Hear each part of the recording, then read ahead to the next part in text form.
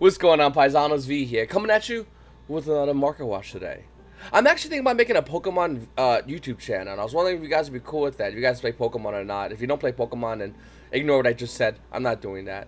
But if you do play Pokemon, I think about making a YouTube channel. I actually grabbed a bunch of names already. Called a Paisano, I'm thinking. I don't know. I like Pokemon. I like my side games like I like my main games. You got your main wife, and you got your Guma game. Moving forward, guys, looking into Karakuris, they're going up in value. Of course they are.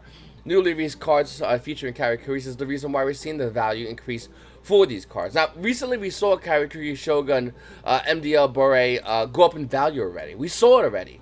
And the market price is showing it. It's 1850. But now the value, well, it's just about bought out. The market holds the card currently at $45.55, and the next one after that is almost near $46. The guy has about 9 of them, by the way. Yeah, I mean, Karakuri's going up in value, no big shocker. I mean, got other cards as well. Karakuri Ninja MDL 39 Zanka, the Ultra Rare, basically coming out of Star Trek Blast. That value is currently 6 to almost near $7.50, and then you got other cards like MDL 177. Yeah, this is hard for me to say, these names. It's just about bought on the market. It's roughly around $10 currently listed in the market. One guy already has 28 listed. Just try and download them. We have Steel Shogun being roughly around $12, and just a bunch of other cards with Karakuris. And to be honest with you, this feels vaguely familiar. That's crazy hype. There's crazy hype based off expectation of how deck's performance is. Now, I want to put a couple of factors in. And before I put these couple factors in, I just want to say, guys, common question of the day, are you looking to play into the hype? All you're going to do what I'm doing, personally I'm doing, is taking a step back and waiting to see if this is going to show any kind of relevance within the game. Because if we go into hype all the time, if we constantly running and buying the hype, there'd be a lot of upset Yu-Gi-Oh players holding a lot of 5-fist decks that just aren't as good as the current meta is right now. And not only is that's a fact, but we got a lot of Yu-Gi-Oh players just not really going in on 5-fist. They just didn't really care about it. I mean, we saw Dragon being high in value, and that was kind of a turnoff for Yu-Gi-Oh players. Where in the past, Yu-Gi-Oh players would have ran in and bought that. Yeah, that's not happening. Guys, that's the comment question of the day. And if you want to comment down below, I'd love to know. I read every single one of your comments. Also, if you're new to the channel, please make sure to subscribe. Hit the little notification bell when I go live with these videos. And click on the description. Has my TCG Player link. And if you want to support the channel, just buy cards in TCG Player. Don't buy in the hype, buy cards on TCG Player. And please make sure to bookmark that link. I greatly appreciate it if you would do that, Paisanos. Moving back into the market, though, yeah, I mean, this really reminds me a lot like 5-fist hype, so I highly recommend do not buy into it. You're going to see other content creators probably make videos discussing how amazing and broken it is, but until we have it, no. 1, 2, oh yeah, banlist, that's coming up soon. And 3, a new set's dropping. So even though I would love to play Karakuris personally, I'm not doing it. I'm not doing it at the moment because it just makes no sense. Another thing also I just realized, Max C was also announced for a reprint. And let's go see how that value is. So the value of Max C is slowly starting to drop, actually. It was roughly around 150, and now we're seeing it on OT be roughly around $140, which is kind of low for 150, but still relatively high. Secret Max C's are deceptively high.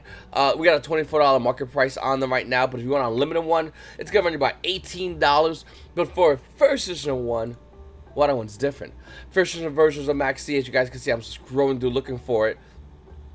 Page 5 so far up to is roughly around $50 for a first edition version of Max C.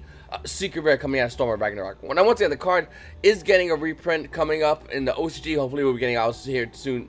In the TCG, look at the values. Nothing really has changed. Everything, for the most part, has calmed down. As Yu-Gi-Oh players kind of forgot about this. Once again, you got the Karakuri news, Karakuri hype, Max C reprint. Whatever. I don't understand the mentality of the market sometimes. As Max C is definitely the real card you should be looking at. Looking at OCG, it's at 3. Here in TCG, it's at 0. Why would it not come back yet? I think we're due to have this card come back. And if it does come back, do you have Max C? How many do you have? Are you looking to hold your Max C? Or are you getting ready to unload it the minute the hype starts back up again? Which, once again, we're going into banlist coming up soon. It's going to start up again. So please keep that in mind. Boruto Dragon Secret Rare is dropping, by the way, like a rock. Market price of Boruto Dragon is currently $24 from the Bowser Legends version. The actual price listing is barely holding on to $20, as you can see over here. Then we have No Material doing the same thing. No Material holding a $22.50 market price. Well, unlimited versions are at $17. First edition versions are just a little over $17 for No Material. And you know what? I really do like the way this card looks. I do. But unfortunately, the meta doesn't call for this card. Just not good enough for the meta. The meta's going to move past it. And we'll see the real price point as this card continues to drop down in the market. Remember that Karakuri Mega Fleet Dragon a couple of days ago? Everyone was freaking out about it. That like Karakuri Mega Fleet Dragon bought out on the market. Only came out as Ultra Rare and Legendary Dragon decks. The hype was strong and real. But look at that Karakuri Mega Fleet Dragon. The market price currently is $11. That's it. Looking at the market over here, the actual market value though, $8. $8 for a card that was currently bought out on the market. This is how fast the market moves when you get players are just trying to get in on the newest and hottest trend. Don't be a fool for that. Don't fall for that. Wait. Unless you desperately need it. Unless it's 100% proven, always be patient. Most of the times, it works out in your favor. Sometimes it doesn't. But I'd rather stick with the thing that says most of the time. I'll do that method because I'll take that over all the time, in which nobody can predict the market perfectly. Okay. Moving forward, Chaos Dragon Lemonade coming out Soul Fusion Secret Rare, $34 market price is not the actual price, by the way. This card is dropping as well. Looking at it, Let You Play Unlimited is $25. $25. And this is why I get a little skeptical about new sellers. And we're all new sellers. If you ever saw a TCG player. But this guy has 0%, one sale on TCG player, and he listed at $26.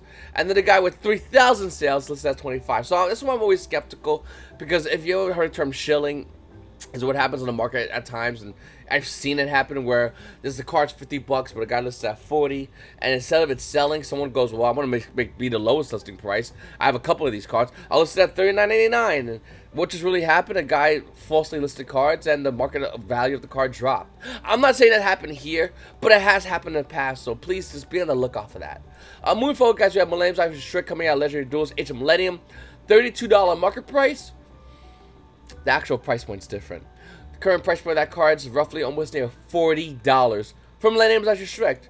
Now, I don't know what this is going to be used in. Last time I saw this card see any kind of play, it was using like Magical Musketeers as you instant fusion, bring out Millennium's Irish Strict, proc Musketeer effect, and then your opponent has to basically give a hand trap to you in order for them to continue playing Yu-Gi-Oh! So that's kind of the only time I saw this card see play, but I would love to know if it sees play anywhere in the future. And if it does, once again, please make sure to comment down below. I, and as well as other Paisanos, would love to read it. Oh, by the way, if you're commenting, make sure to hit the subscribe button. Just do it. Moving forward, Crystal Bond. Same in the same set. Legendary Duels Age of Millennium, almost $30 market price, is actually roughly around $39. And after those 6 are gone, which is the current war, it's about roughly $43 for Crystal Bond. For Crystal Bond. What's happening? What? When this card first came out, it was roughly around $20. And even then I thought, wow, can't wait to buy this card when it hits $4. And now it's hitting a little almost near $40 for Crystal Bond. Is Crystal Beast meta? Because I mean, I'll be excited if it is. If you guys don't know, I personally own a Max Rated Crystal Beast deck minus Crystal Bond. So I'd be excited, but why? Seriously, no. Why? The feels? Nostalgia? GS collectors coming through? Who knows? Also, we see Topologic Bomber Dragon original print at a Karakuri Duelist with an $8 market value. Unlimited version is roughly around $12, and the first edition version is still around $14. Now, the weird thing about Topologic Bomber Dragon is I'll be the first to say it's a phenomenal card, but does it really need to be this high in value? I don't think so. The last time we really saw this card play, really talked about this card, was when Orcus was gonna announce to be coming back in. When the banlist happened, a lot of hits and things were happening. We didn't know whether Orcus was gonna be the best deck or not the best deck, and now we know it's probably one of the best decks in the meta, if not the best deck. And Topologic Bomber Dragon going up in value, I don't feel comfortable with this price point. I don't believe this to be the real price point of the card. In fact, I believe the price point of this card is too high in its value as a one-off. Moving forward, Denko Sekka slowly rising in the market again. Look at Denko Sekka's price point, roughly around $7.40. But realistically, it's almost there $8 from Renko Deca. Of course it is. The card's amazing. And even though we have 3 Solemn Judgments in this meta, if you're playing against a control deck and they don't got that Solemn set, or that you baited that Solemn like a beast, guess what? Renko Deca, no back row, and then you lose. This card's insane. It's a really good card, and you know what, to be honest with you, I really am shocked the fact that this card hasn't went up even higher in value. Then we have Dingirsu, the Orchestra of the Evening Star OTS Tournament Pack Ultimate Rare version of the card. Market price shows this to be almost at $50, and this is rising up again, being roughly around $53. In fact, it quickly goes to $55 for Ulti Dingirsu. If you want an Ultra Rare version, no big deal, except that you're going to pay a lot of money still. You'll still be paying half of the Ulti. So take that into consideration. From Dark Neostorm, Ultra Red Dingirsu, first edition versions are roughly around $23 to $24 for this card. It's literally just about half the value for an ulti. So do you want the max rarity, or do you want to pay a little bit less and get 2 Dingirsus? That's basically what it comes down to. Then we have Joe and Lockbird, Ultimate Rare coming out of OTS Tournament Pack 8 with a $52 market price, and the actual price actually is roughly around $45. I keep saying it, and I'll keep continuing to say it. The second this card shows any kind of meta relevance, any kind of meta play, it goes from 45 to 75. That fast. Blink and you'll miss the value movement. Keep an eye on this card. If you don't have it, try to slowly trade for this card. The lower the value goes, the better you should be trading for it. I really recommend you go in and grab this card, because this card will be going up in value. So it's like evenly matched.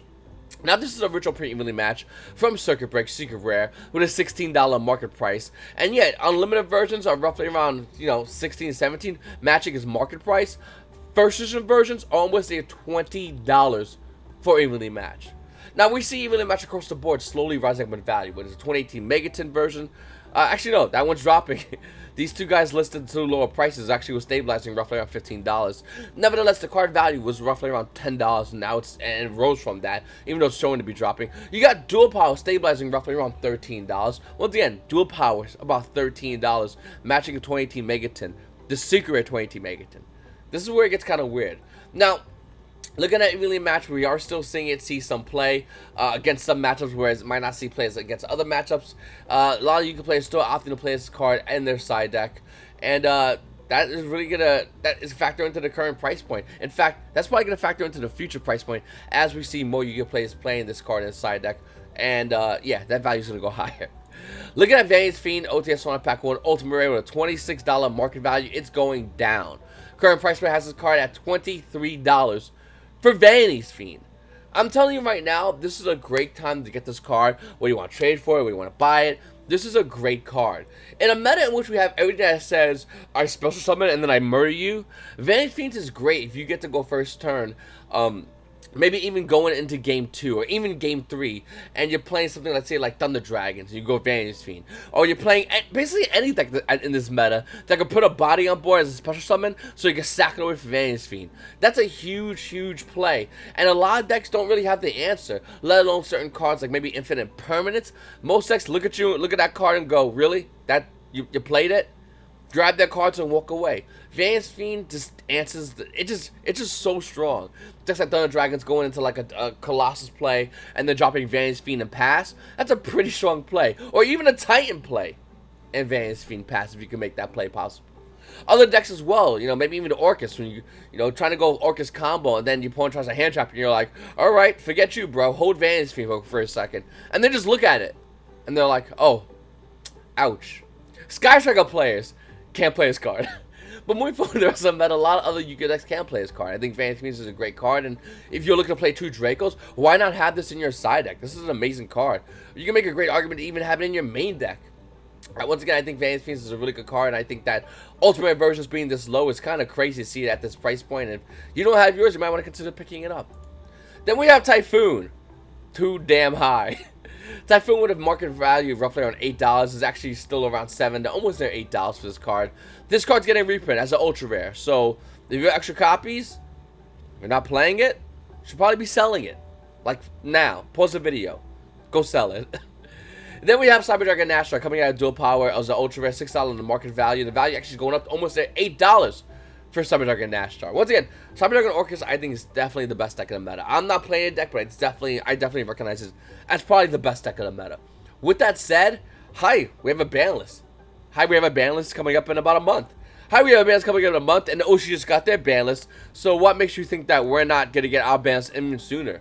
I'd be so grateful to Konami if they just released our ban list and made it effective October 1st. That would be the greatest thing in the world. Think about it. The meta will shift quickly. The market will go crazy. And if you're looking to buy or sell cards, you're just having a good time. Not only are you looking to buy some cards, you're going to have a good time, but if you're holding something like a Max C Ultimate Rare that was 150 and now dropped down to a price point of about 140, actually no, less than 140, 137, 136, you're going to have a big smile on your face. If you got a card like maybe Harvey Featherduster, maybe Pot of, not Pot of Duality, one of the pod cards. Hold on a second. I will look up the internet and it will show me. Pot of Avarice. Maybe you want to get something like Pot of Avarice, and maybe that comes off the ban list. There's a lot of great contenders that come off the ban list coming up next month, and I think Konami is definitely going to be releasing one of these cards, if not a couple of these cards, off the ban list. Well, what does that do for the secondary market? Makes it go insane. Teacher, right over here? Yeah. Makes the market go absolutely insane. Makes values go way higher than it should be. You can players buy cards from overpriced that they really shouldn't be spending that much money on, and makes other smart Yu-Gi-Oh players selling to them for that high value, expecting the card value to go down. By the way, it most of the time always does. And then you go in and make your money. So please make sure to keep that into consideration with the hype about expected bans hopefully coming out soon. With Cyber Dragons, even though they are still the best deck right now, could they still be the best deck moving forward? What banlist hit do you think it will take Konami to really hit to kill Cyber Dragons? Orcus. Or to kill Orcus. Because I know Cyber Dragon, in order to kill Cyber Dragon Orcus, I think the best way to do it is kill Nightmare Mermaid. So it's like Cyber Dragon Orcus will go, or Cyber Dragon players will go, whew, we can still play Cyber Dragons. Or Orcus players will go, okay, we had a good run, boys. Anyway, Paisano, I really appreciate you guys watching my videos. Please, like I said, make sure to subscribe if you haven't subscribed already. Check these videos out. Click subscribe, little notification bell. Bookmark my TCG player. Check all the links in the description below. And also, comment down below. I read every single one of your comments. I'd love to know what you guys think about all the things I said today on the Market Watch and more Market Watches moving forward. It's your boy V, and you Paisanos. You Paisanos have a great day.